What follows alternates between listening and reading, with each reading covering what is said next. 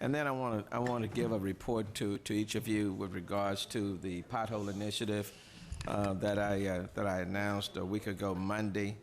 In the week since I announced that potholes reported to the city's 311 help and information line would be assessed and addressed by the next business day, I want you to know that we've already started to see some impressive results from it. The Department of Public Works, ARA, Don, Finance, HITS, and the Mayor's Office have used the last week to lay out a plan to meet this new performance metrics. They're working better together as a team. They are streamlining operations and improving customer support. And as of midnight, January 10, 550 pothole service requests have been reported to 311. Now, bear in mind, last year we averaged about 22 a day. But as of midnight on January 10, 550 pothole service requests have been reported. 329 of these requests were assessed and determined to be actual potholes.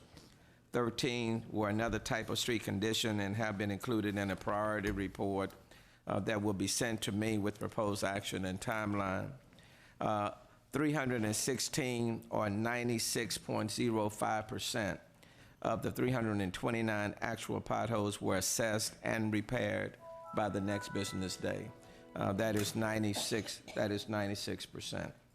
And I want to stop here and give much of the credit to the actual crews that are out there in the field that are actually doing the work, because they are the ones that are out there, and let me tell you, they are really going the extra mile to get it done. And without the support and without the efforts and the actions of the crews out there, primarily city employees, this 96% would not have been achieved. 172 of the service requests were duplicates, the responsibility of TxDOT, or they were deemed not a safety hazard. During the same time period, an additional 1,246 potholes were proactively assessed and repaired by the city. The next business day service objective is ambitious. I know it's ambitious, but given the data we are seeing during this soft lunch period, and the program is not scheduled to officially start until the 19th, we believe it can be accomplished within the existing 2016 budget. I also want to, when I met with Public Works and HIT and Don's Finance, the question was, what was their criteria that they were using in the past for a pothole? And their criteria was 2 feet or less. My question to them is, what do you think the average Houstonian's view of a pothole is? And most agreed that it's much bigger. So as a result, we have also changed the definition of a pothole. Historically, the city defined a pothole as being 4 square feet or smaller. We have determined that Houstonians define it differently. Therefore, we are expanding the definition to include street conditions that are approximately 5 feet across, or up to 25 square feet. That is a part of that 96%. All reported potholes will be assessed and repaired the next business day, unless it is too cold. If it gets to be 45 degrees below, you know it's hard, or it's too wet, or materials and equipment are not available. All service requests that turn out not to be potholes will be placed on the priority report to me.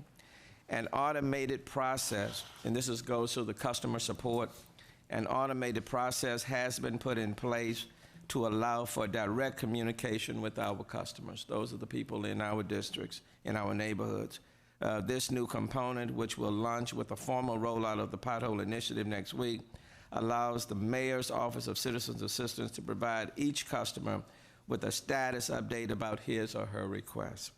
The city is also launching a new website to provide information about the difference between potholes and other types of street conditions, and to provide daily feedback on the city's performance regarding pothole repairs.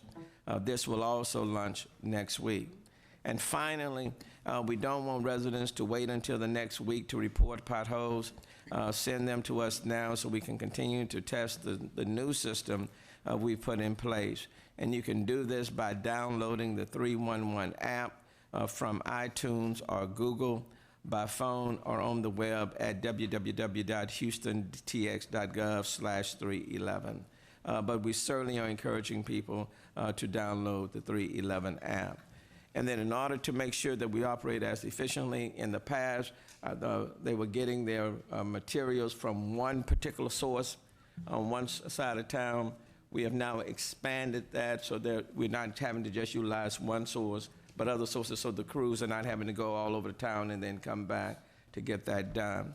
So when we started when the announcement was made, let's say prior to January the 4th, the average number of contacts made was 22.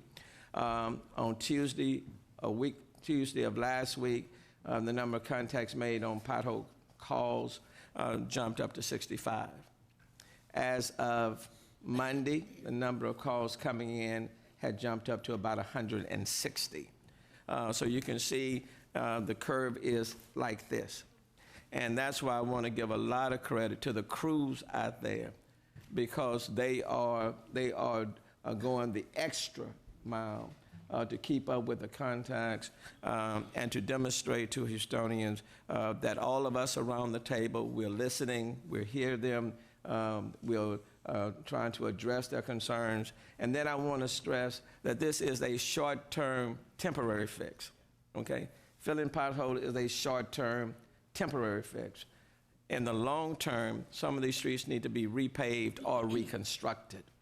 And that's what's the whole purpose behind, in a sense, Rebuild Houston. But I think we all understand that when people are paying their money now, they expect to see results now. And if you don't attend to the now, they're not going to allow us to say 2 or 3 or 5 years from now, your roads are going to get better. So this is a short-term, temporary fix to some long-term problems, but we are working feverishly to get it done. I want to thank each and every one of you, the council members, for assisting. I certainly want to thank all of the departments, because they have now been working together to put together a seamless sort of system to cut down their territorial views, but they're working collaboratively and doing it in such a way that I think the people of the city of Houston will benefit. So I wanted to give that report to you, and some of them are here as resources if you have any questions, and I stand ready to answer any questions you may have.